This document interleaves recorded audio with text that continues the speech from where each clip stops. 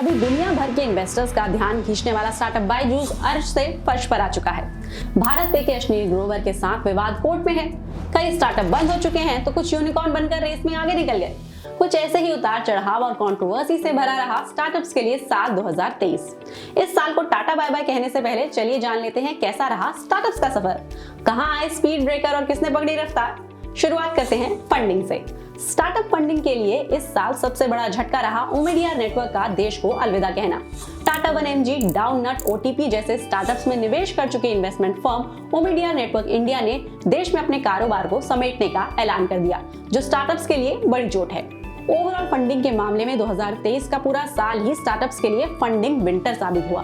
Data intelligence platform Turkson की report के मुताबिक देश की स्टार्टअप कंपनियां इस साल 973 राउंड की फंडिंग में महज $690 करोड़ ही जुटा पाई, जबकि ये आंकड़ा पिछले साल $2500 करोड़ का था, यानी 72% की गिरावट। लेकिन फंडिंग के सूखे के बीच जो कंपनी सबसे ज्यादा फंडिंग जुटाने में कामयाब रही वो है फोन पे, जिसने 4 राउंड में करीब $75 करोड़ जुटाए। वहीं 2 राउंड की फंडिंग में $60 करोड़ जुटाकर लेंसकार्ट दूसरे नंबर पर रहा। स्पेस में भारत की बढ़ती धमक के बीच स्पेस टेक स्टार्टअप्स कंपनियों ने भी निवेशकों का ध्यान खींचा। इस सेक्टर की फंडिंग में 6% का उछाल देखा गया। वहीं रिटेल सेक्टर को मिली फंडिंग 67% गिर गई और यहाँ सिर्फ $190 करोड़ की फंडिंग ही हासिल हो पाई। अब फंडिंग की बैड न्यूज से फोकस हटाकर कंट्रोवर्सी पर नजर घुमाते हैं। इस लिस्ट में सबसे पहला नाम आता है एडटेक बायजूस का। बायजूस के लिए पूरा साल विवादों से भरा रहा। $120 करोड़ के भुगतान को लेकर क्रेडिटर्स के साथ लड़ाई विदेशों में कोर्ट तक पहुंच गई। लगातार छठवीं अर्निंग्स रिपोर्ट में देरी, ईडी की जांच, BCCI का नोटिस और बोर्ड से एक के बाद एक कई एग्जिट ने दुनिया के सामने इसकी सक्सेस के बबल में सुई चुभो दी।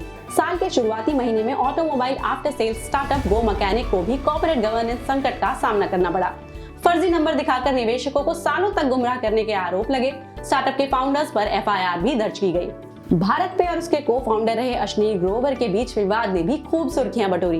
कंपनी ने अश्नीर ग्रोवर, उनकी पत्नी माधुरी जैन और उनकी फैमिली के खिलाफ फर्जी बिल बनाकर 88 करोड़ के नुकसान के आरोप में FIR दर्ज कराई। लुकआउट नोटिस भी जारी हुआ और कानूनी जांच अब भी जारी है। हालांकि ग्रोवर सभी आरोपों से लगातार इनकार ही कर रहे हैं। अब ये सब सुनकर लग रहा होगा कि इस साल स्टार्टअप इकोसिस्टम का बंटाधार ही हो गया, लेकिन ऐसा भी नहीं है। चलिए साल के अंत की शुरुआत स्टार्टअप की दुनिया की गुड न्यूज से करते हैं। इस साल देश को 2 नए यूनिकॉर्न मिले। ग्रोसरी डिलीवरी प्लेटफॉर्म जेप्टो और फिनटेक फर्म इनक्रेड। 2021 में मुंबई से शुरू हुई जेप्टो को इस अगस्त में $20 करोड़ की फंडिंग मिली और कंपनी की वैल्यूएशन $1 बिलियन यानी $100 करोड़ से ज्यादा हो गई और इस तरह कंपनी इस साल की पहली यूनिकॉर्न बन गई। भूपिंदर सिंह की इनक्रेड आम लोगों के साथ साथ MSME के लिए ऑनलाइन लोन मुहैया कराती है। नवंबर में कंपनी $6 करोड़ जुटाकर यूनिकॉर्न क्लब में शामिल हो गई है। इस साल 18 स्टार्टअप कंपनियों ने भी अपने IPO पेश किए और आइडिया फोर्ज, यात्रा, IQ लाइटिंग जैसे स्टार्टअप्स के IPO को बेहतरीन रिस्पांस भी मिला। तो ये था इस साल का स्टार्टअप राउंड अप। आप स्टार्टअप्स की इस जर्नी के बारे में क्या सोचते हैं, हमें कमेंट करके बताएं और आपके काम की ऐसे ही जानकारी के लिए NDTV प्रॉफिट हिंदी को सब्सक्राइब करना ना भूलें।